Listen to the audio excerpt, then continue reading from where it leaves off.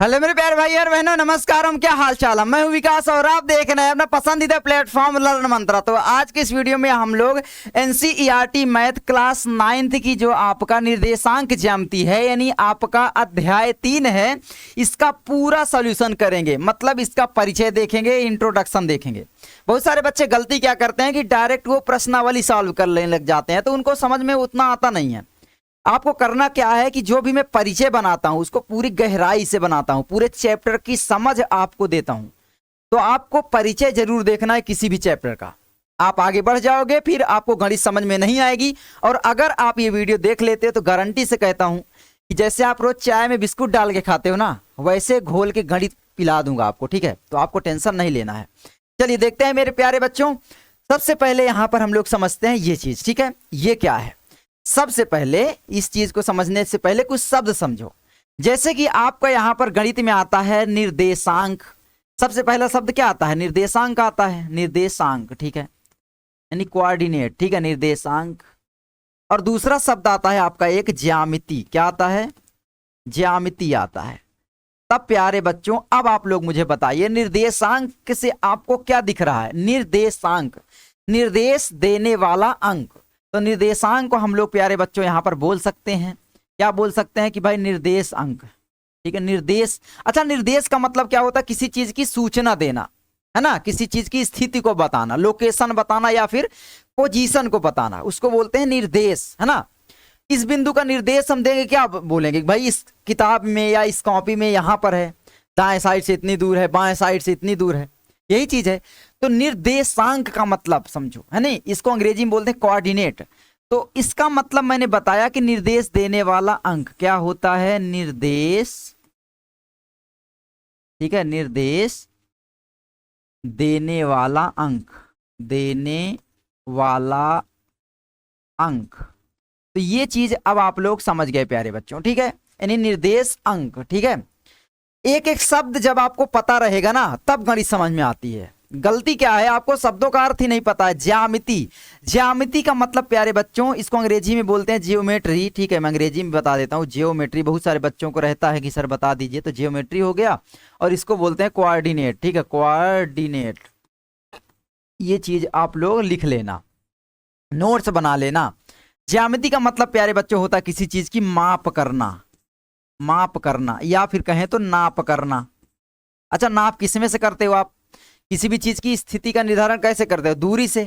भाई आपके यहाँ से जो आपका कस्बा है जहाँ स्कूल जाते हो वो कुछ दूरी पर होगा तो बोलते हो ना यहाँ से भाई 100 मीटर दूरी है, 500 मीटर है, 2 किलोमीटर है, 3 किलोमीटर है। तो इसी तरीके से नाप जब हम करते हैं तो यहाँ पर हमारा एक शब्द आता है जो दूरी, डिस्टेंस को डिनोट करता है। तभी तो हम नाप करेंगे किसी चीज की। ये चीज हो गया। अब मुझे आप लोग बताइए, ठीक है, तो मेजरमेंट यानी जियोमेट्री का मतलब आप कह सकते हो मेजरमेंट ही। ठीक है, चलिए अब हम लोग यहां पर देखते हैं। ये एक आपका बिंदु है। सबसे पहले आपकी जो कॉपी होती है, जहां आप खड़े हो कमरे में या आप जहां स्कूल जाते हो, किसी न किसी लोकेशन पर है, किसी न किसी पोजीशन पर है धरती के, है ना। आपका घर भी कहीं ना कहीं आपके गांव में एक पोजीशन पर है।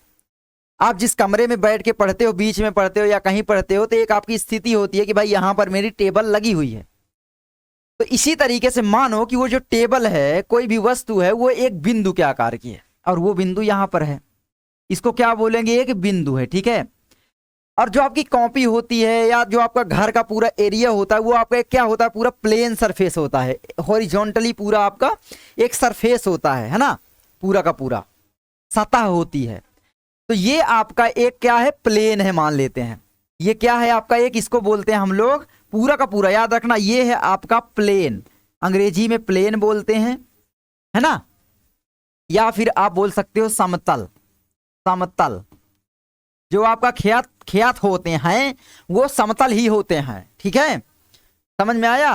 तो ये आपका एक प्लेन है। अब यहां पर इस बिंदु को बताओगे, बहुत सारे बच्चे बताएंगे कि इस सतह पर ये बिंदु दाएं साइड से इतनी दूरी है या फिर बाएं साइड से इतनी दूरी पर है, ऐसे बताएंगे बहुत सारे बच्चे। और भी भाई अजीब हैं, क्या बोलेंगे? बाएं साइड से थोड़ी सी दूरी पर है, ऊपर से थोड़ा ज्यादा दूरी पर है, नीचे से थोड़ा और ज्यादा दूरी पर है, ऐसे बताएंगे।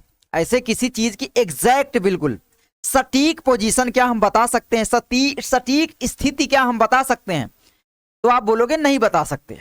उसके लिए क्या करते हैं, उसके लिए ये करते हैं बेटा कि यहां से हम मापते हैं, ये किनारे से पूरा यहां से यहां तक की माप कितनी है, और एक माप हम ये ले लेते हैं कि भाई यहां से यहां तक की माप कितनी है ना। या फिर दूसरी कंडीशन भी कर सकते हैं, नीचे से भी माप सकते हैं, है ना, और इधर से माप सकते हैं। एक कंडीशन इधर से ले सकते हैं, इधर से कितनी दूरी पर है, और एक ये ले सकते हैं इधर से कितनी दूरी पर है, या फिर एक कंडीशन इधर भी ले, यानी 4 प्रकार से इसकी स्थिति का निर्धारण हम कर सकते हैं।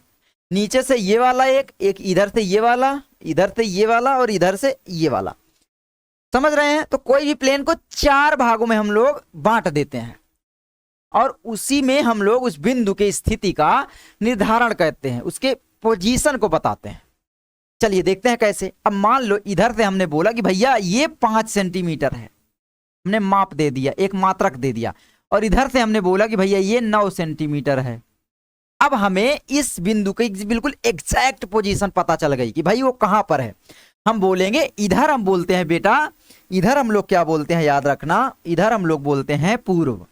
ये कौन सी साइड है, आप बोलोगे ईस्ट है, ठीक है, पूर्व है। ये है आपका वेस्ट, यानी आपका पश्चिम, ठीक है, पूरा पश्चिम। नीचे जो कॉपी आपकी होती है, जैसे ऐसे आप कॉपी में बैठते हो तो नीचे जो होती है उसको बोलते हैं बेटा दक्षिण, ठीक है, ये चीज याद रखना, ये है दक्षिण, और ऊपर हो जाएगा आपका उत्तर। अब हम लोग यहां पर बता सकते हैं कि जो कॉपी से पूर्व से 5 सेंटीमीटर दूर और उत्तर से 9 सेंटीमीटर दूर है, या हम नीचे से माप लेते हैं कि भाई दक्षिण से इतना दूर है, मान लेते हैं कि भाई हो गई लगभग 12 सेंटीमीटर दूर, और इधर से मान लेते हैं हम लोग यहाँ पर 9 सेंटीमीटर दूर। तो अब हम बोलते हैं, अगर इधर से मापते तो बोलते हैं कि भाई दक्षिण से 12 सेंटीमीटर दूर है और पश्चिम से 9 सेंटीमीटर दूर है।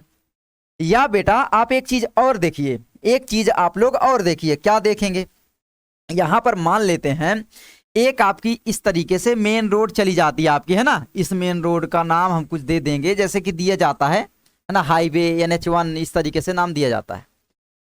अब इसमें आपका मान लेते हैं बेटा घर है, इसमें बहुत सारी रोड जो है वो फूटी हुई है, एक रोड इधर चली जाती है, फिर एक कुछ दूरी पर रोड ये है, ये है, ये है, इसी तरीके से यहाँ से कुछ रोड चली जाती हैं, है ना। इस तरीके से आपकी ये सड़कें गई हैं। एज्यूम करो थोड़ा सा आपका गांव ऐसे ही बसा होगा। अब मुझे ये बताओ, ये तो आपकी मेन रोड है, सबसे पहले तो हमें इसकी स्थिति का पता लगाना पड़ेगा कि ये सड़क का नाम क्या है ना। मान लेते हैं इस सड़क का नाम है NH1, ठीक है, ये हुआ नेशनल हाईवे 1। अब हाईवे से आपके गांव की एक गली गई है, ये गली सीधी भी हो सकती है, टेढ़ी भी, जैसे भी हो। अब यहां पर बेटा आपका मान लेते हैं कि एक घर है, यहां पर आपका एक घर है यहां पर, और बहुत सारे घर यहां पर बने हुए हैं, इस तरीके से मान लेते ये घर है, याद रखना, ठीक है, और आपका घर ये वाला है। अब मुझे बताओ एग्जैक्ट आप कैसे पता करोगे कि भाई इसकी एग्जैक्ट पोजीशन, एग्जैक्ट लोकेशन क्या है। बहुत सारे लड़के बोलेंगे भाई इस रोड में है, लेकिन एग्जैक्ट वैल्यू तब भी नहीं पता कर सकते। या बोलेंगे इस रोड का नाम दे देंगे भाई कि सड़क 1 है, ये सड़क 2 है, ये सड़क 3 है ना, इस तरीके से 4 है, ये 5 है, ये 6 है, इस तरीके से हम लोग सड़कों का भी नाम दे देते हैं। अब इसमें अगर मान लो इस सड़क का नाम ना पता हो, केवल हाईवे का नाम पता हो, तो क्या आप इसमें पहुंच सकते हैं, तो बोलोगे नहीं पहुंच सकते। इसके लिए क्या करना पड़ेगा कि सबसे पहले आपको नेशनल हाईवे जो है इसका नाम पता होना चाहिए, भाई इसमें है। दूसरी चीज सड़क कौन सी सड़क में है, पहले में है या दूसरे में है।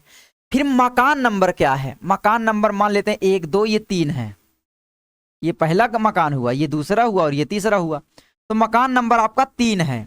तो आपको क्या क्या पता होने चाहिए, एक तो मेन रोड जो है, फिर उसमें जो आपके गांव की सड़क जो है फूटी हुई है वो सड़क का नाम, या उस सड़क का जो अंक है, उसके बाद आपका कहीं घर रहेगा तो उस घर कहाँ पर है, घर मकान नंबर। और ऐसे ही कुछ भी होता है भाई, होटल आप देखोगे हर जगह होता है। तो इस तरीके से ही निर्देशांक ज्यामिति का निर्धारण मतलब आविष्कार किया गया। और इसको किसने किया, रेने देकार्ते बेटा, कौन, रेने देकार्ते। बहुत जगह अलग अलग तरीके से लिखा होता है। ये व्यक्ति भाई इतना आलसी व्यक्ति था कि कुछ कहने को नहीं, मतलब बिस्तर में लेटा रहता था। अब आप बोलोगे ये तो आलसी था, नहीं, इस व्यक्ति का मानना था कि आप बिस्तर में लेटे लेटे भी घोर चिंतन कर सकते हैं, सोच सकते हैं। भाई लेटे हुए हो आप, ध्यान में मग्न हो, कुछ ना कुछ पढ़ाई की उसमें सोचो, तो लेटे लेटे भी आप कुछ ना कुछ सोच सकते हो, अपने दिमाग को बढ़ा सकते हो। कोई जरूरी नहीं आप फिजिकल दौड़ो, बैठ के पढ़ो, आप अगर लेटे हो तो भी आप गहन चिंतन कर सकते हो, इसका मानना था। और इसी ने इसका आविष्कार कर दिया, किसका? निर्देशांक ज्यामिति का। अब यहां पर एक चीज और समझो, अभी मैं आगे सारी चीजें बताऊंगा। ये बिंदु का स्थिति निर्धारण देखो नीचे से किया गया। अब आप मुझे बताओ इसका कौन सी लोकेशन है, दक्षिण से कितनी दूर है और पूरब से कितनी दूर है। मैंने आपको फिर बताया कि इधर से आपका ये पूर्व हो जाता है, ये क्या हो गया, ठीक है, व्हाइट है ना, इधर से आपका बेटा ये आपका पूर्व है, और इधर आपका नीचे जो हो जाएगा ये हो जाएगा दक्षिण, है ना, ये दक्षिण है। सिंपल। अब मुझे कमेंट करके आप बताएंगे। तो ये किसी भी सतह में हम किसी वस्तु का स्थिति का निर्धारण ज्योमेट्री से करते हैं, निर्देशांक ज्यामिति से करते हैं, माप करते हैं। तो ये आपका पूरा का पूरा एक सतह है। सबसे पहले शब्द को समझो, अगर मैंने बोला सतह तो पूरा आपके दिमाग में पूरी कॉपी आनी चाहिए कि भाई ये एक सतह है, प्लेन है, सरफेस है। समझ में आया?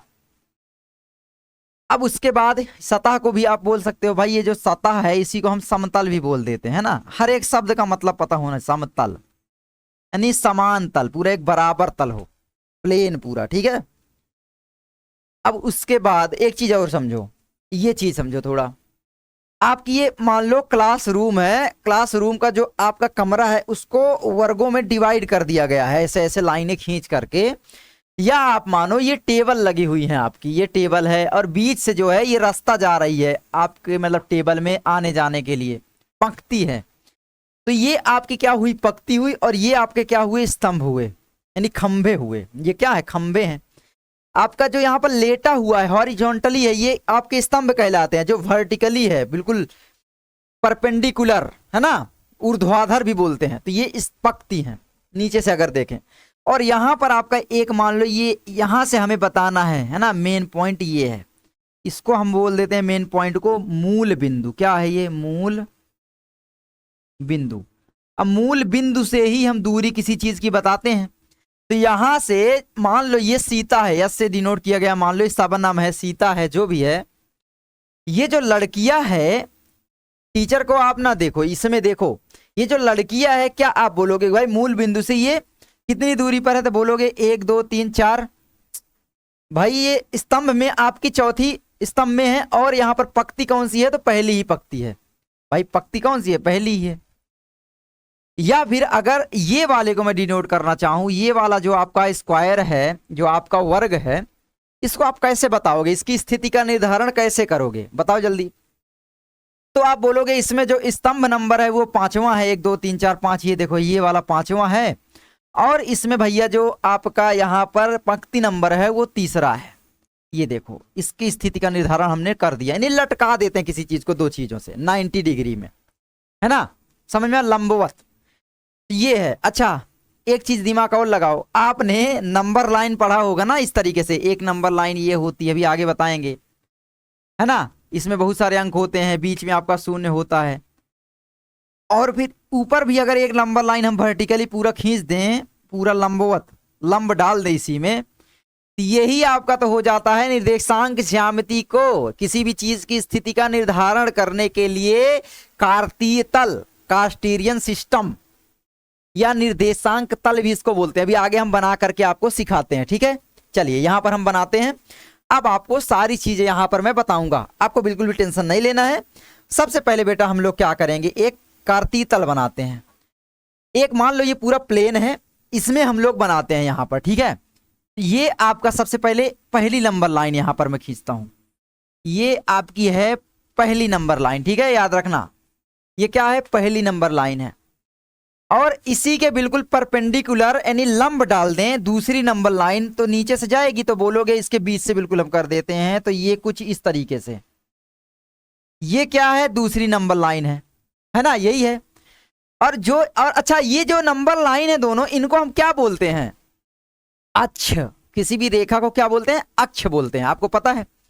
ये जो हुए दोनों क्या हुए, अक्ष। किसी भी समतल में कितने अक्ष होते हैं? तो बोलोगे 2 अक्ष होते हैं, एक अक्ष ये, एक ये, एक आपका हॉरिजॉन्टली, एक आपका वर्टिकली, बोले तो परपेंडिकुलर में बिल्कुल 90 डिग्री में, पूरा 90 डिग्री का यहाँ पर कोण बनता है बेटा, ये 90 डिग्री का होता है कोण, हर जगह 90 डिग्री का, ये ठीक है। तो ये चीज याद रखना, 90 डिग्री का यहाँ पर कोण होगा। दूसरी चीज, जहां पर ये अक्ष काटते हैं ना, निर्देशांक अक्ष इनको बोलते हैं, निर्देशांक देने वाले, तो निर्देशांक अक्ष हुए। तो सबसे पहला शब्द आपका यहां पर बेटा याद रखना है, पहला शब्द आपको याद रखना है तल, है ना। ये तल है, एक पूरा तल में हमने क्या खींचा, ये तो अक्ष खींच दिए, तो तल हो गया आपका। तल को आप बोल सकते हो प्लेन, समतल भी इसको बोल सकते हो, ठीक है। दूसरा बेटा क्या होता है, दूसरा शब्द आपका आता है यहां पर निर्देशांक अक्ष, यानी कोऑर्डिनेट एक्सिस, ठीक है। तो इसको बोलते हैं हम लोग निर्देशांक अक्ष। शब्दों का गहन वो करो, ठीक है, मतलब अध्ययन। निर्देशांक, भाई निर्देश देने वाला जो हमारा सबसे पहले अक्ष ही हम खींचते हैं ना, तो ये हुआ अक्ष, ठीक है, निर्देशांक अक्ष हुआ। अच्छा, इसी अक्ष में हम लोग यहाँ पर एक ये बिंदु होता है बीच में, बिल्कुल जो बीच में जहां पर ये दोनों अक्ष एक दूसरे को काटते हैं, वो आपका ये पूरा का पूरा बीचों बीच होता है। इसी बीचों बीच वाली जो कंडीशन होती है, इसी को बेटा हम लोग क्या बोल देते हैं, इसी को हम लोग यहां पर बोल देते हैं मूल बिंदु। क्या होता है ये, मूल बिंदु, ठीक है, मूल बिंदु होता है। इसी को हम लोग बोल देते हैं अंग्रेजी में ओरिजिन। क्या ये ओरिजिन है,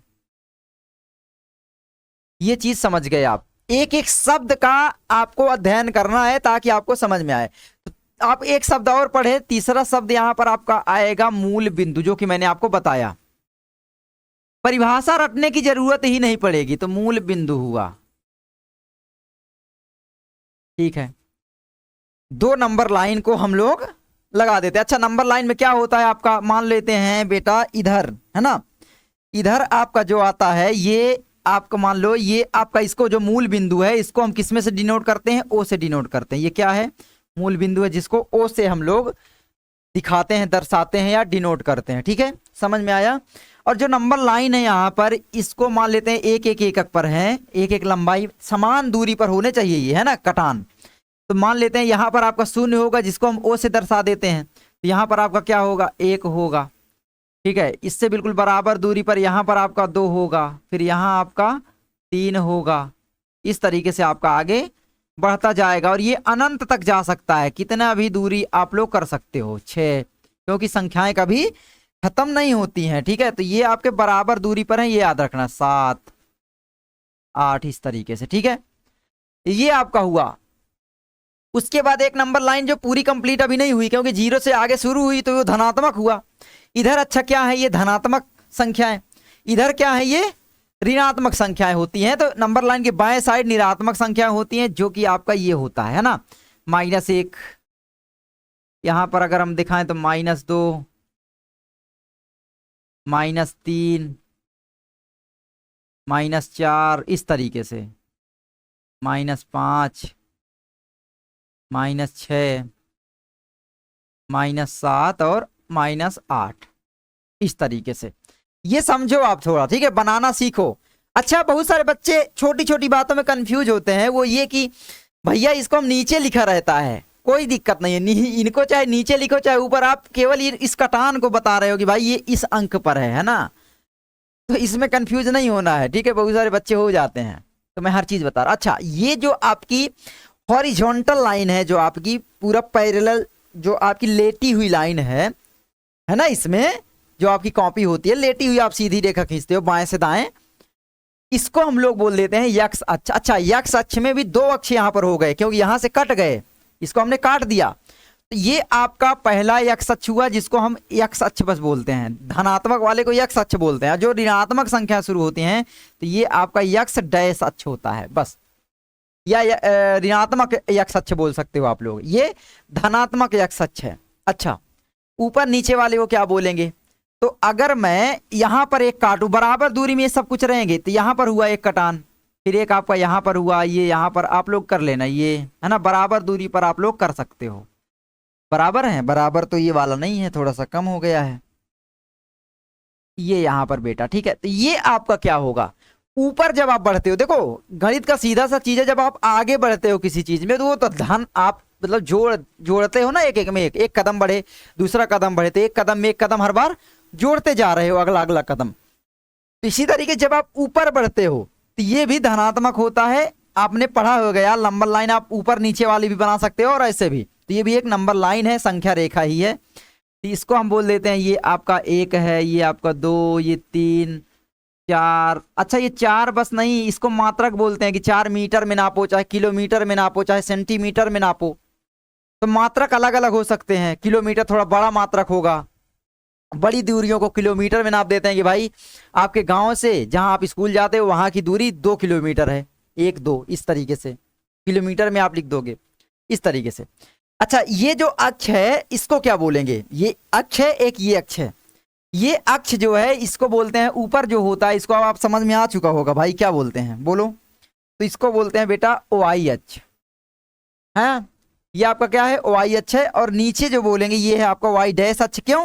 क्योंकि ये बेटा आपका ऋणात्मक होता है। यहाँ पर आपका अगर दर्शाओगे कटान बिंदु ये है, एक मान लेते हैं ये है इस तरीके से, अगर ये कटान बिंदु हैं यहाँ पर।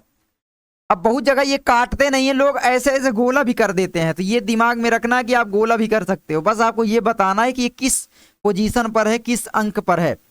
मान लेते हैं ये है -1 है ना, ये 2 -2, तो सब माइनस होंगे, -3 -4 -5 -6 -7 और यहाँ पर लिख देते हैं -8 इस तरीके से। ये आपका पूरा का पूरा हुआ बेटा निर्देशांक है ना, पूरा का पूरा इसको बोलते हैं निर्देशांक क्या तल, पूरा का पूरा, या कार्तीय तल भी बोलते हैं। तो एक शब्द आपका आएगा बेटा चौथा है ना, एक एक शब्द का गहन अध्ययन कराऊंगा मैं। चौथा आपका आता है यहां पर निर्देशांक, निर्देशांक तल। अगर अंग्रेजी या फिर निर्देशांक तल को आप लोग बोलते हो, निर्देशांक तल को बोलते हो आप लोग का, रेनार्दे है ना, देकार्ते ने इसका खोज किया तो उसके नाम पर किया गया कि भाई कार्तीय तल, कार्तीय तल भी बोलते हैं। अंग्रेजी में भी लिख दें क्या, बहुत सारे बच्चे बोलेंगे लिख दो भैया, ठीक है। तो इसको निर्देशांक तल को बिल्कुल सिंपल है, निर्देशांक को बोलेंगे कोऑर्डिनेट, कोऑर्डिनेट, और तल को मतलब प्लेन, या फिर कार्तीय तल, कार्तीय को बोलते हैं कास्ट, अरे लिख लेना ठीक है, चलो हिंदी इतना ही बहुत है, ये वाला बहुत अच्छा है, ठीक है। ये आपको समझ में आया, सारे के सारे शब्द आपको समझ में आए कि भाई 2 संख्याएं रेखाएं हैं जिनको हम लोग क्या बोलते हैं कि भाई ये अक्ष हैं है ना, अक्ष हैं। 2 अक्ष होते हैं किसी भी समतल में, किसी भी तल में है ना, 2D में आपका 2 अक्ष ही होते हैं। अच्छा ये काटते हैं यहाँ पर, जहां पर इसको हम मूल बिंदु बोल देते हैं।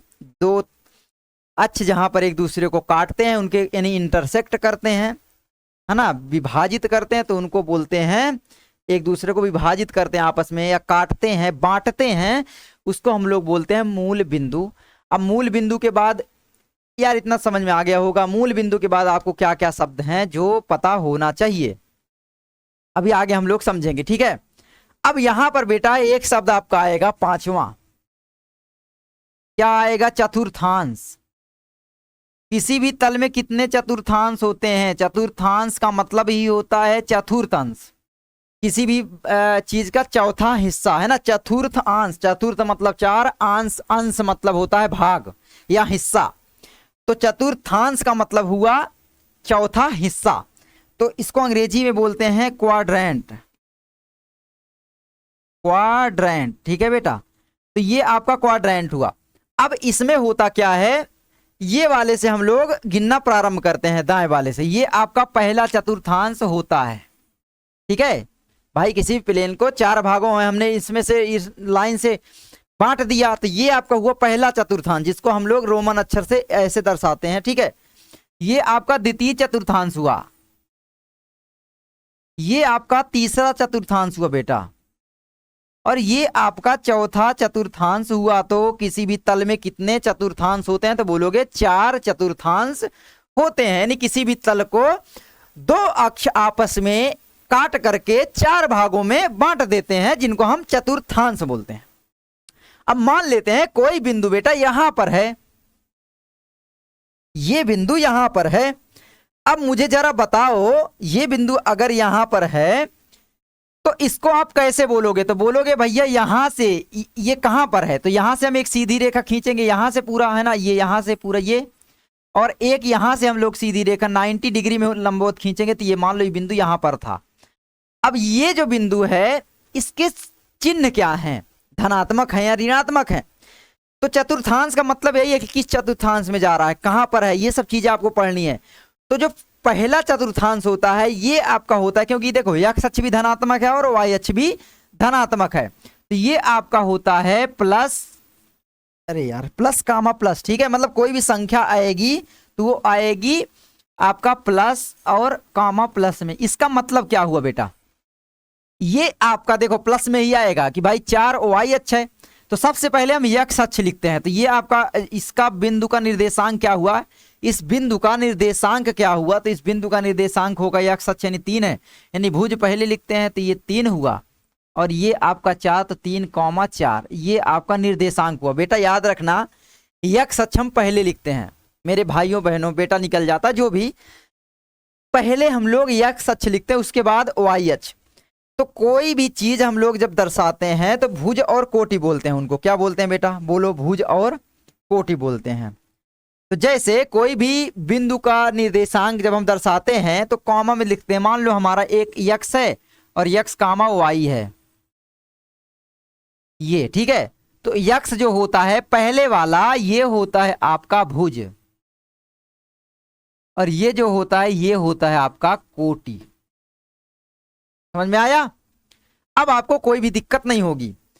अब यहां पर भुज और कोटि भी आपको समझ में आ चुका है। भुज क्या होता है, यक्ष निर्देशांक, किसी चीज का जब यक्ष निर्देशांक हम देखते हैं कि यक्ष में कहां पर है तो वो आपका होता है भुज, और कोटि जो होती है वो होती है आपकी वाई निर्देशांक। समझ में आया, तो वाई निर्देशांक को हम लोग कहते हैं कोटि नाम दे देते हैं, और यक्ष निर्देशांक को हम लोग कहते हैं भुज, चाहे निगेटिव की तरफ हो चाहे पॉजिटिव की तरफ हो।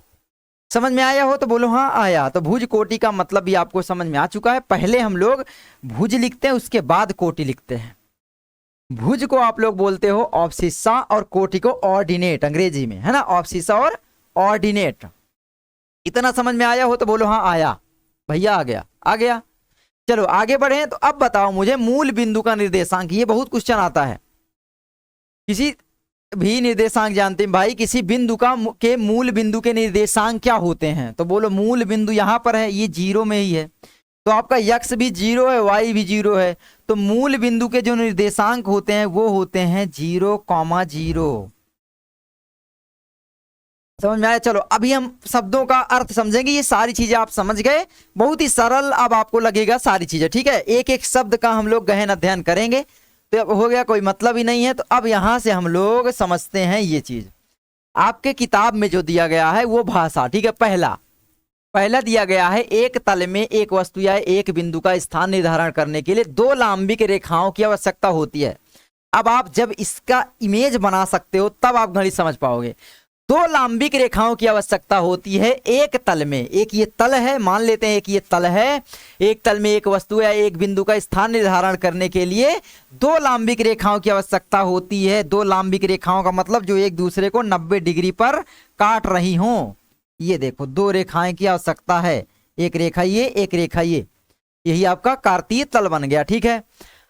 अब यहां पर जिसमें एक क्षैतिज होती है और दूसरी ऊर्ध्वाधर यानी वर्टिकल होती है, एक क्षैतिज होती है दूसरी ऊर्ध्वाधर होती है, ठीक है। अब यहां पर ये समझ में आया। दूसरा क्या बोल रहा है, तल को कार्तीय निर्देशांक तल कहा जाता है और रेखाओं को निर्देशांक अक्ष कहा जाता है। मैंने आपको इसका अर्थ भी समझा दिया, निर्देशांक अक्ष, तो ये आपके निर्देशांक अक्ष है ना। तो पहला आपका यहाँ पर बेटा फिर से नोट आप बनाना, जैसे ही बनाना, तो ये आपका पहला शब्द निर्देशांक अक्ष, निर्देश देने वाला, किसी बिंदु का स्थिति का निर्धारण करने वाला अक्ष।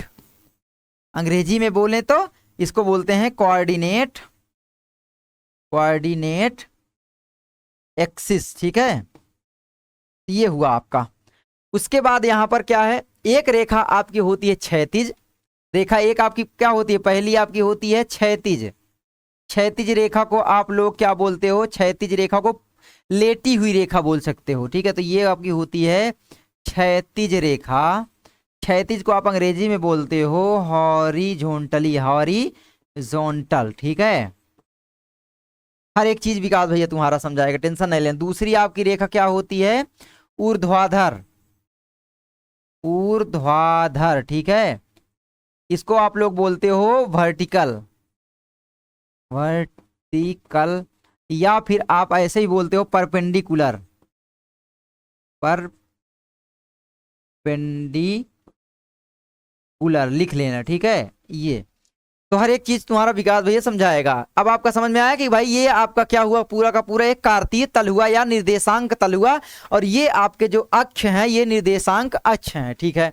एक एक शब्द का गहन अध्ययन करेंगे। क्षैतिज रेखा को यक्ष अक्ष, जो आपकी लेटी हुई रेखा है, मैंने आपको पहले भी बता दिया कि ये आपका यक्ष अक्ष और ये यक्ष डैश अक्ष होता है। अरे यार नंबर लाइन आप पढ़े हो, बस वही है, कुछ नहीं है। ये आपका वाई अक्ष है, धनात्मक जो वाई अक्ष है, और ऋणात्मक वाले को वाई डैश अक्ष बोल देते हैं, ठीक है। तो ये समझ में आपको आया हो तो बोलो हाँ आया। इसका अर्थ समझ में आ गया। आगे बढ़े, एक एक चीज समझाऊंगा, कोई दिक्कत नहीं, बनाना सीखो अपने से, ठीक है। इसको आगे आगे बेटा कहा गया है चौथा आपका कि भाई निर्देशांक अक्ष तल को 4 भागों में बांट देते हैं। तो जो भाई ये निर्देशांक अक्ष है, ये एक अक्ष मैंने खींचा, यानी एक लाइन एक रेखा ये खींचा, जिनको हमने अक्ष बोला, और एक मैंने ये खींचा है ना, हॉरिजॉन्टली खींचा, एक वर्टिकली खींचा। तो इसको 4 भागों में बांट दिया, देखो है ना। तो 4 भागों में बांट देते हैं, तो 4 भाग में डिवाइड हो गया, जिसको हम चतुर्थांश यानी क्वाड्रेंट कहते हैं। तो ये आपका पहला चतुर्थांश होता है, नाम दिया जाता है ऊपर ये वाला यक्ष अक्ष से, है ना। धनात्मक वाले दोनों जो धनात्मक होते हैं यक्ष और वाई अक्ष, इसमें से नाम दे करके वामार्थ यानी एंटी क्लॉकवाइज हम घूमते हैं। पहला ये आपका होता है, दूसरा किसी का भी नाम ऐसे नहीं दे सकते कि भैया अपने से कर दो, पहला ये दूसरा ये तीसरा, नहीं, पहला ये दूसरा होगा, ये आपका तीसरा होगा, ठीक है, और ये आपका चौथा होगा। ये आपका हो गया। जैसे बोल रहा है वैसे बनाना सीखो। अक्षों के प्रतिच्छेद बिंदु को मूल बिंदु कहते हैं। जो ये आपका प्रतिच्छेद बिंदु है, जहां पर ये एक दूसरे को प्रतिच्छेद कर रहे हैं, इंटरसेक्ट कर रहे हैं, ये आपका होता है ओरिजिन यानी मूल बिंदु, मूल बिंदु। यही तो बोला है बेटा, यही तो बोला है। इसको हम लोग ओ से डिनोट करते हैं, ठीक है। यार जीरो आपका हो, एकदम जीरो होता है, ठीक है। उसके बाद छठवां, वाई अक्ष से किसी बिंदु की दूरी को उसका एक्स निर्देशांक कहते हैं। अब ये कैसे है, ये देखो वाई अक्ष से किसी बिंदु की लांबिक दूरी यहां पर होता, थोड़ा सा गलती जरूर है, एनसीईआरटी का है, लेकिन वाई अक्ष से किसी बिंदु की लंबवत दूरी को एक्स अक्ष का निर्देशांक कहते हैं। क्यों? वाई, जैसे मान लें कि भाई एक बिंदु यहां पर है ना, ये बिंदु एक मान लेते हैं, कहीं मान लें, यहां मान लेते हैं एक बिंदु है।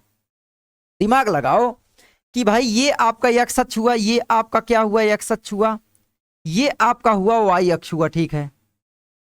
अब वाई अक्ष से ही दूरी को तो हम एक्स अक्ष बोलते हैं भाई। एक्स निर्देशांक यहां पर मान लो होगा, मान लो ये 3 है, तो एक्स निर्देशांक 3 को हम लोग 3 लिखेंगे, हैं। तो ये जो 3 है कब बताए कि भाई वाई अक्ष जो आपका गया है, जहां से कटान बिंदु वाई अक्ष, उसी से तो दूरी लंबवत ली गई है 90 डिग्री में पूरा। ये बिंदु जैसे है तो यहीं से 90 डिग्री की दूरी तो लेंगे भाई, वाई अक्ष से 90 डिग्री की दूरी, लंबवत दूरी, लांबिक दूरी, है ना, परपेंडिकुलर, बिल्कुल लंबवत परपेंडिकुलर, समझ रहे हो। तो ये है वाई अक्ष से किसी बिंदु की दूरी को उसका यक्ष निर्देशांक या भुज कहा जाता है। पहले हम लोग भुज को ही लिखते हैं, उसके बाद मान लो वाई है तो ये आपका 4 है यहाँ पर, तो फिर उसके बाद हम लोग लिखेंगे कोटि, तो इसके निर्देशांक होंगे 3,4।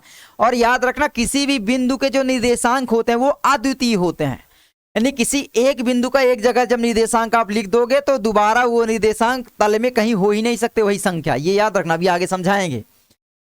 चलो वाई अक्ष से आपको समझ में यक्ष निर्देशांक या भुज कहा जाता है। साथ ही यक्ष अक्ष से, यक्ष अक्ष से याद रखो, ये यक्ष अक्ष है, यक्ष अक्ष से बिंदु की दूरी को, बिंदु की लंबवत दूरी, यक्ष अक्ष से बिंदु की दूरी तो कहीं भी हो सकती है, ऐसे लंबवत दूरी को वाई निर्देशांक कहते हैं। ये आपका वाई निर्देशांक हुआ, समझ में आया? अब आपका समझ में आ चुका होगा, या कोटि कहते हैं। तो इसमें भुज और कोटि मुझे बताओ। तो ये आपका हुआ बेटा भुज, और ये आपका हुआ कोटि, ठीक है। भुज को आप लोग बोलते हो ऑब्सिस्सा,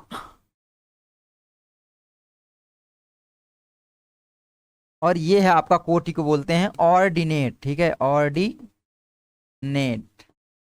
लो अंग्रेजी भी बताते चल रहा हूँ, बहुत सारे बच्चों को रहता है कि भैया थोड़ा सा चाहिए भाई अंग्रेजी, बाकी मुझे नहीं लगता अंग्रेजी बहुत बेकार भाषा है ठीक है, आगे बढ़ते हैं। आगे आता है सातवां। सातवां क्या कहता है, यदि एक बिंदु का भुज यक्स हो और कोटि वाई हो तो यक्स कॉमा वाई को बिंदु के निर्देशांक कहा जाता है। तो कोई बिंदु का जो निर्देशांक होता है बेटा, जो ये कार्तीय तल होता है, इसमें जब हम लोग यहाँ पर मान लो कोई बिंदु है, इसके निर्देशांक दर्शाएंगे तो यहाँ से जो संख्या रेखा की लाइन मान लो यहाँ पर 4 आया और यहाँ पर मान लो इसका 5 आया, है ना। तो जब हम लोग इसको दर्शाएंगे तो ये आपका बिंदु के निर्देशांक हो जाएंगे। क्या हो जाएंगे, तो बोलोगे भैया इसके निर्देशांक हो जाएंगे 5,4। क्या होंगे मुझे बताओ, ये क्या सही है? तो बोलोगे नहीं, क्यों? क्योंकि भुज हम पहले लिखते हैं, भुज मतलब यक्स निर्देशांक पहले लिखते हैं। यक्स निर्देशांक ये है ना, यक्स ये यहाँ, तो 4 पहले हमें लिखना चाहिए, सही निर्देशांक हो जाएगा 4,5, क्योंकि वाई निर्देशांक बाद में लिखते हैं, यक्स पहले लिखते हैं फिर वाई लिखते हैं, बस सिंपल। ये आपका गलत हो जाएगा, 5,4 कोई दूसरा होगा, ठीक है।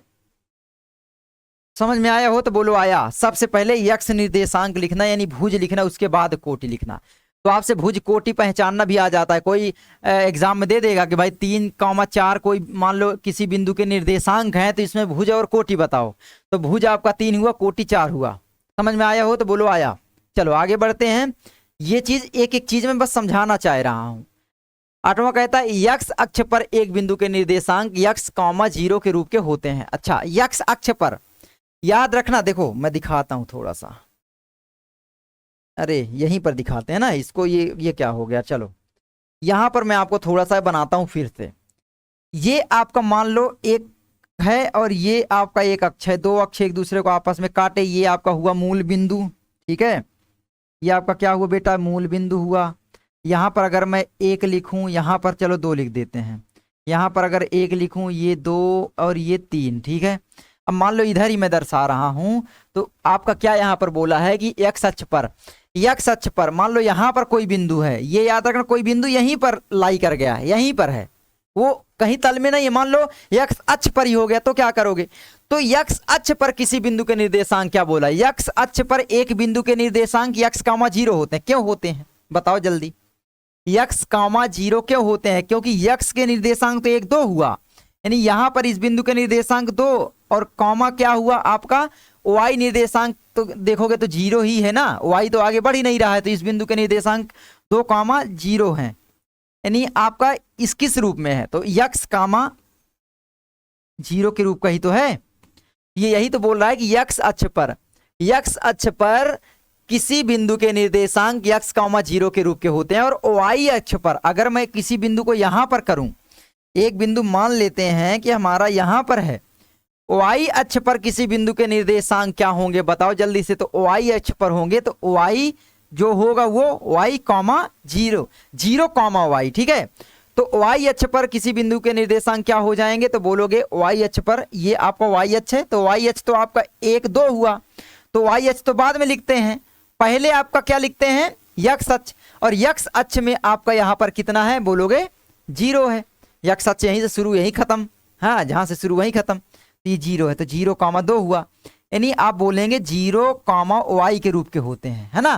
तो ये चीज आपको समझ में आई, मैं एक एक चीज समझा रहा हूं, नोट्स अपने से आप बनाओगे, मैं नहीं दूंगा। जब आप नोट्स अपने से बनाते हो तो आपकी बहुत सारी चीज तैयार होती हैं। चलिए आगे बढ़ते हैं बेटा, तो ये चीज समझ में आया हो तो बोलो आया। तो एक एक शब्द का अर्थ समझो, बहुत सारे बच्चे हमेशा डाउट में रहते हैं, तो मुझे लगा कि मैं हर चीज बताऊं। दूसरा 9वां कहता है मूल बिंदु के निर्देशांक 0 कामा 0 होते हैं, जो कि मैंने आपको पहले बता दिया। क्यों? क्योंकि मूल बिंदु यहाँ पर 0 0 ही है भाई, यक्स भी 0 यानी यक्स बराबर भी आपका 0 होगा, वाई बराबर भी 0 होगा, यानी आपका यक्स कामा वाई आपका जो दर्शाते हैं, पहले भुज लिखते हैं फिर कोटि लिखते हैं, ये आपका भुज ये कोटि वाई, तो यक्स कामा वाई होता है, और यक्स कामा वाई हमेशा क्या होंगे, यक्स भी 0 है और वाई भी 0 है, तो मूल बिंदु के निर्देशांक होते हैं ये, है ना। क्या होते हैं मूल बिंदु के निर्देशांक, तो मूल बिंदु के निर्देशांक हमेशा क्या होते हैं 0 कामा 0 होते हैं। और यही क्वेश्चन बोर्ड एग्जाम में आता है, बच्चे फंस जाते हैं कि किसी बिंदु के मूल बिंदु के निर्देशांक क्या होंगे बताओ, विकल्प दे देगा, बच्चे फंस जाएंगे, बनाने लग जाएंगे, दिमाग नहीं आएगा। अब आपको कहीं डाउट नहीं रहेगा, तो मूल बिंदु बस कार्तीय तल बना लो, हर चीज अपने आप आ जाएगी। आगे बेटा क्या कहता है, 10वां कहता है एक बिंदु के निर्देशांक पहले चतुर्थांश में प्लस प्लस, चलो इसको बनाते हैं चतुर्थांश। ये आपका एक अक्ष वर्टिकली हुआ यानी परपेंडिकुलर, दूसरा अक्ष हमने ये खींचा, ठीक है, ये आपकी नंबर लाइन हुई। अब ध्यान रखना एक चीज अभी दिखाता हूं क्या मुझे दिखाना था आपको। अब ये बताओ मुझे, इधर पहला आपका जो ये होता है, ये पहला आपका चतुर्थांश होता है, ये आपका दूसरा चतुर्थांश। किसी तल को 4 भागों में अक्षों के द्वारा बांट देना ही चतुर्थांश कहलाता है। तो ये तल का हमने 4 भाग में डिवाइड कर दिया। पहला चतुर्थांश, दूसरा एंटी क्लॉकवाइज यहाँ से घूमेगा यानी वामाहर्थ बाएं हाथ की तरफ, तीसरा, और ये आपका बेटा हुआ चौथा। अब मुझे बताओ जरा, ये आपका क्या है, पॉजिटिव है कि नहीं है? ये पॉजिटिव की ओर बढ़ता है, जिसको हम वाई बोलते हैं। वाई पॉजिटिव है इधर, और इधर निगेटिव है वाई, है ना। और इधर यक्स, अच्छा ये तो यक्स जो है ये भी पॉजिटिव है। क्या है यक्स? यक्स बेटा ये पॉजिटिव है, और इधर यक्स जो है वो निगेटिव है। अब मुझे ये बताना कि कोई भी बिंदु धनात्मक ऋणात्मक कहाँ क्या होंगे। तो इधर अगर कुछ होगा तो भाई वाई भी पॉजिटिव, यक्स भी पॉजिटिव, यानी ये आपका पहला जो चतुर्थांश होगा, प्रथम चतुर्थांश, वो प्लस प्लस के रूप का होगा।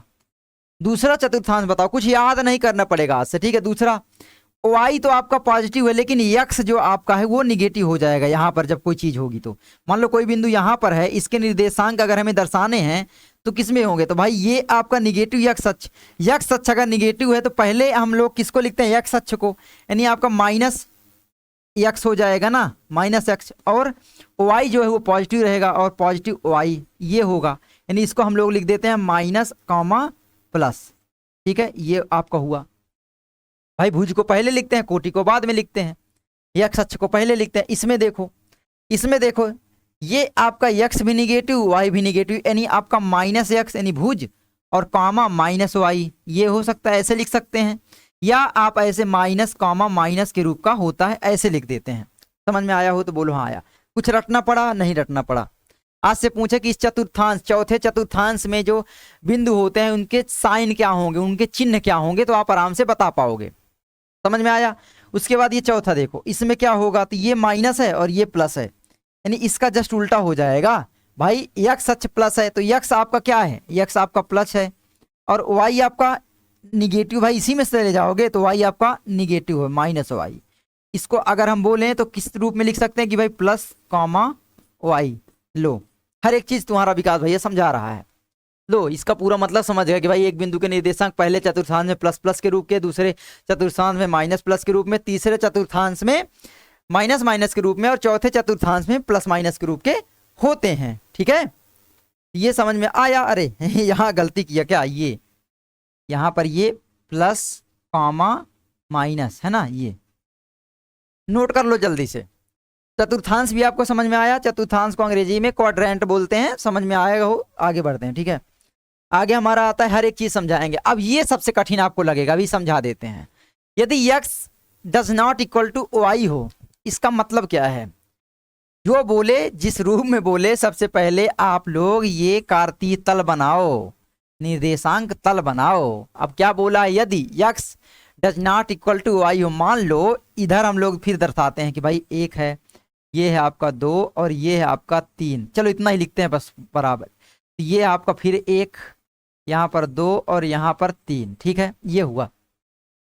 तो यदि x does not equal to y हो, इसका मतलब समझ रहे हैं कि भाई ये यहाँ पर कोई बिंदु जैसे हो, यहाँ पर, तो यहाँ पर आपका अगर बिंदु है तो ये आपका बिंदु के निर्देशांक क्या होंगे बताओ जल्दी से। सबसे पहले x निर्देशांक लिखेंगे, यानी 2,2, ये तो बराबर हो जाएगा रे बाबा, है ना, ये तो बराबर हो जाएगा। बोला है बराबर ना हो, तो मान लो एक बिंदु यहाँ पर है ना, कहाँ पर है बेटा? तो एक बिंदु ये यहाँ पर है, ये ठीक है। तो अरे यार ये क्या हो रहा है, चलो ये बिंदु आपका यहाँ पर है। अब यहाँ से आप ले जाओगे ये बिंदु को, ठीक है, और यहाँ से आप ऐसे, तो ये बिंदु के निर्देशांक क्या होंगे? तो बोलोगे सबसे पहले x अक्ष लिखेंगे, यानी 2,3, तो ये आपका हुआ 2,3। अब यहाँ पर देखो क्या है, क्या है? x does not equal to y. अरे ये x और y के रूप में होते हैं गधा, x कॉमा y। तो x y के बराबर नहीं है, 2,3, क्योंकि x y के बराबर नहीं है, ठीक है। नहीं है तो x comma y does not equal to y comma x होगा। इसका मतलब समझ रहे हो कि भाई अगर यहां पर x does not equal to y है जो कि यहां है, तो यहां पर क्या होगा, यक्स कॉमा वाई यानी आपका 2 कॉमा जो 3 है वो कभी भी बराबर नहीं होगा किसके भैया, वाई कॉमा यक्स के। यानी आप बोलें तो इसका उल्टा पलट दो, 3 कॉमा 2 के। यही तो लिखा गया है भाई। इसको हमने बोला यक्स कॉमा वाई, ये कभी भी बराबर नहीं होंगे किसके भैया, वाई कॉमा यक्स के। समझ में आया? यानी अगर हम इनको पलट भी दें तो कोई फर्क नहीं पड़े, कभी बराबर नहीं होंगे अगर यक्स बराबर वाई नहीं है।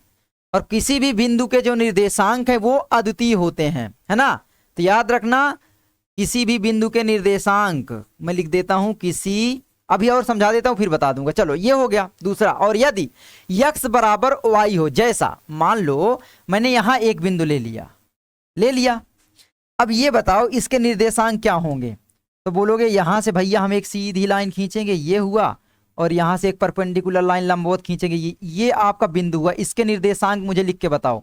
3 कॉमा 3 हुआ, 3 कॉमा 3, यानी आपका भुज और कोटि बराबर हैं।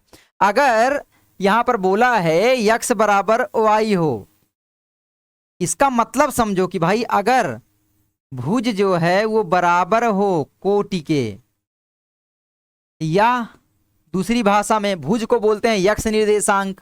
तो यक्स निर्देशांक जो बेटा यक्स निर्देशांक है, हर एक शब्द समझा दूंगा, यक्स निर्देशांक है वो बराबर हो वाई निर्देशांक के, वाई निर्देशांक के। आप समझ में आया? बोलो हाँ। 3 शब्द, एक ही शब्द का 3 मतलब बताया। यदि यक्स निर्देशांक बराबर हो वाई निर्देशांक के, तो यहां पर क्या हो जाएगा, बोला है यक्स कॉमा वाई बराबर होगा वाई कॉमा यक्स के। तो यहां पर बोला है यदि ये सब हो, ये सब शर्त लागू हो, ये सब शर्त हो, तो यहां पर क्या होगा, तो यहां पर बोला है कि भाई यक्स कॉमा वाई जो है वो बराबर होगा किसके बेटा, तो बोलोगे वाई कॉमा, संख्याओं को उलट पलट दें, वाई कॉमा यक्स के। अब ये कैसे हुआ, ये 3 कॉमा 3 है अगर, तो ये तो आपका यक्स हुआ ना। बोलो बोलो बोलो बोलो बोलो बोलो, ये तो आपका यक्स हुआ ना, और ये आपका वाई हुआ ना। अगर मैं इसको पलट दूं इसी को, तो ये भी तो 3 कॉमा 3 ही है। अगर मैं इसको वाई बोल दूं और इसको यक्स बोल दूं, ये बराबर ही तो है, ये भी बराबर है, ये भी बराबर है। देखो यदि यक्स बराबर वाई हो तब की शर्त बता रहा है, तो इसका अर्थ ये हुआ। समझ में आया? तो ये चीज आपको समझ में आया। यहां पर एक बिंदु लिख लेना कि इसीलिए इस शर्त से क्या बताना चाह रहा है, जो कि एनसीईआरटी में नहीं है। मैं बता देता हूं, कोई भी बिंदु है किसी भी, किसी, या ऐसे लिखो आप, चलो ऐसे लिखो, कार्तीय, या निर्देशांक तल लिख सकते हो, कार्तीय तल में किसी भी बिंदु के निर्देशांक अद्वितीय होते हैं। अद्वितीय का मतलब समझो, यानी दूसरा नहीं हो सकता, होता है। समझो इसके बाद, ये नोट कर लेना जो मैंने आपको लिखाया। कार्तीय तल में किसी भी बिंदु के निर्देशांक अद्वितीय होता है। इसका मतलब समझ रहे हैं कि भाई ये जो 2 कॉमा 3 है, अगर हम इसको थोड़ा सा आगे पीछे करेंगे तो भले दशमलव में वास्तविक संख्या आ जाए, 2.345। अच्छा 2 कॉमा 3 ही हमेशा नहीं लिखा जाता, कहीं कहीं पर ऐसे भी लिख सकते हैं कि 2.320 ऐसे करके, कॉमा 4 आपका 32103, इस तरीके से भी निर्देशांक हो सकते हैं, जो कि अभी आपको पढ़ना नहीं है, अभी केवल आपको इतना ही पढ़ना है। ये सब कंप्यूटर में होता है, जब आप वीडियो एडिटिंग करते हो, ये सब मैं करता हूं तो मुझे समझ में आता है, तो ये सब में होता है ना, बहुत इंपॉर्टेंट होता है। तो इसमें भी हो सकता है। इसीलिए जब एक बिंदु की स्थिति का आप थोड़ा सा भी आगे पीछे करोगे तो उसके निर्देशांक बिल्कुल अद्वितीय रहेंगे, यानी बदल जाएंगे हर बार। थोड़ा सा भी चींटी के बराबर भी आगे पीछे करोगे तो संख्या दशमलव में आके बदल जाएगी। इसीलिए बोला गया कि कार्तीय तल में, जो ये कार्तीय तल है, किसी भी बिंदु के जो निर्देशांक होते हैं, भुज और कोटि होते हैं, वो हमेशा अद्वितीय होते हैं जब तक कि वो दोनों आपस में बराबर न हो। और बराबर तो भी अद्वितीय है ना, बराबर है तो भी अद्वितीय है। बस इतना फर्क है कि यदि भुज और कोटि बराबर है, कल को क्वेश्चन दे दे कि भुज और कोटि बराबर हैं, यक्स की और वाई की वैल्यू पूछ ले तो यक्स कॉमा वाई जो है वो बराबर होगा वाई कॉमा यक्स की, एक सूत्र आप कह सकते हो गया। ठीक है, आगे बढ़ते हैं। अब आपको समझ में आ चुका होगा सारी चीजें।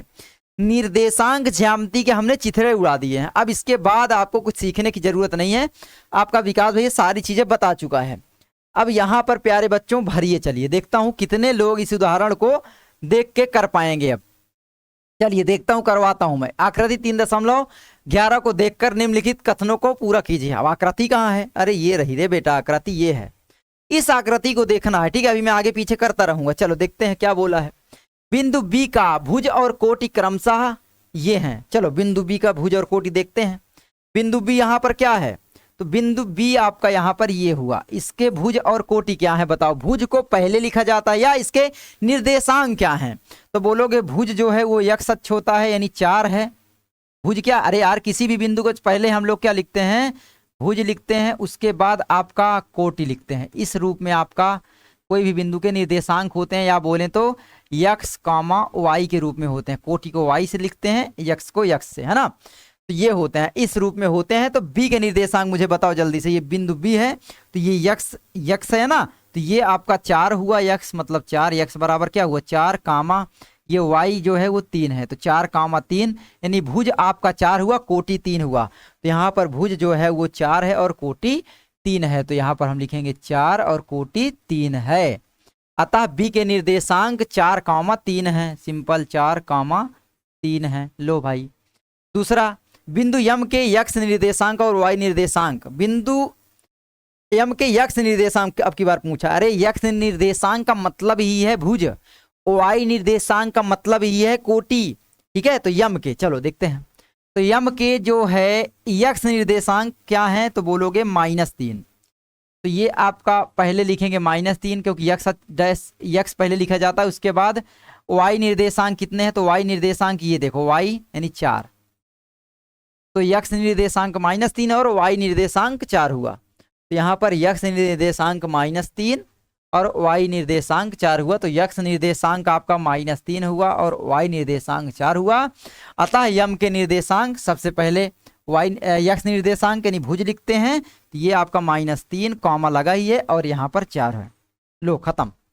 आगे मुझे बताओ, अब आप मुझे होमवर्क करके दोगे। तीसरा, बिंदु यल के यक्स निर्देशांक और वाई निर्देशांक क्रमशः ये हैं, अतः यल के निर्देशांक ये होंगे। अब मुझे आप लोग बेटा 2 क्वेश्चनों का आंसर दोगे, होमवर्क है। ठीक है, तो बिंदु यल कहाँ है? तो बोलोगे बिंदु एल, ढूंढो जल्दी से बिंदु यल। ये तो इसके निर्देशांक और इसके निर्देशांक मुझे आप बताओगे, ये दोनों क्वेश्चन आप सॉल्व करोगे, इसी के बिल्कुल सेम है। ठीक है, तो इनको आप लोग होमवर्क है करके आ जाना, कमेंट करना करके। ठीक है, कि क्या है मुझे बताना कमेंट करके। कैसी लगी वीडियो आप लोग मुझे कमेंट करके ये भी बताएं, आशा है अच्छी लगी होगी। और एक चीज़ मैं आपको और बताना चाह रहा हूँ बेटा, वो क्या है? वो ये है कि अगर आप बहुत अच्छे से पढ़ाई करना चाहते हो, बहुत अच्छे से, तो आप लोग क्या करिए कि भाई प्ले स्टोर में जाइए, लर्न मंत्रा एप्लीकेशन है, LEARN, और यहाँ पर MANTRA ऐसे कुछ लिखा आएगा। ठीक है, लर्न मंत्रा एप्लीकेशन, अपना लोगो भी वहाँ पर है, इसको डाउनलोड कर लेना, लर्न मंत्रा। ठीक है, लर्न मंत्रा एप्लीकेशन डाउनलोड कर लेना, जहाँ पर बेटा आपका देखिए सबसे पहले अगर आप NCERT सभी विषय पढ़ना चाहते हैं क्लास 9th का, तो उसके लिए चल रहा है वहाँ पर आधार बैच, जिसकी मैंने आज के लिए मात्र प्राइस रख दिया है 299 रुपये। ठीक है, आज के लिए, वरना इसकी प्राइस पता है कितनी है बेटा? 999 है, तो मैंने 299 कर दिया है, बहुत ही कम। दूसरी चीज बेटा, अगर आप केवल गणित, बहुत सारे बच्चे मुझसे पढ़ना चाह रहे हैं, है ना, बहुत सारे बच्चे ऐसे भी होंगे केवल गणित पढ़ना चाह रहे हैं, बहुत सारे बच्चे ऐसे भी हैं जो मुझसे केवल विज्ञान पढ़ना चाह रहे हैं, है ना। तो गणित, विज्ञान और अंग्रेजी जो बेटा होती है, इंग्लिश होती है, ये सारे बच्चों का मतलब दिमाग में होता ही है कि मुझे पढ़ना है ना। तो इसका मैंने गणित विज्ञान अंग्रेजी के नाम से एक कोर्स बनाया है, जिसकी मैंने, भाई क्यों आप फालतू पैसा दो, जितना आपको पढ़ना है उतना ही। तो गणित विज्ञान अगर केवल अंग्रेजी मतलब ये तीनों विषय एक साथ पढ़ना चाहते हो तो उसका आपका है प्राइस 199। और अगर केवल एक विषय पढ़ना चाहते हो बेटा, जैसे गणित पढ़ना चाहते हो या विज्ञान पढ़ना चाहते हो या फिर इंग्लिश पढ़ना चाहते हो, तो उसके लिए अलग अलग कोर्सेज भी हैं, एनसीईआरटी गणित, एनसीईआरटी विज्ञान, एनसीईआरटी इंग्लिश। तो उसकी प्राइस केवल 99 है, एक विषय की 99 रुपए। सोचो, हर एक विषय आप अलग अलग पढ़ सकते हो या एक साथ बंडल में लोगे थोड़ा फायदा रहेगा, क्योंकि 3 विषय लोगे तो ज़्यादा पड़ेगा, लेकिन अगर आप तीनों एक साथ लोगे तो 199 पड़ेगा। तो इस तरीके से यहाँ पर मैंने कोर्स बनाया है, तो जाइए जल्दी से इस कोर्स को ज्वाइन करिए, बहुत ही अच्छे से आपका विकास है, वहाँ पर और गहराई से बता रहा है। मैं मिलता हूँ आपसे अगली वीडियो में। जय हिंद, जय भारत, वंदे मातरम। पढ़ाई करते रहें, all the very best. Thank you so much video देखने के लिए। अपने दोस्तों के पास भी भेज देना वीडियो को। चलिए मिलते हैं भाई मेरे रसगुल्लों, है ना। फिर जल्दी से मैं इमोशनल हो जाता हूँ आपको पढ़ाते समय। जाओ जल्दी से पढ़ो यार अच्छे से, तभी आपका विकास होगा और आपके परिवार का होगा। जय हिंद।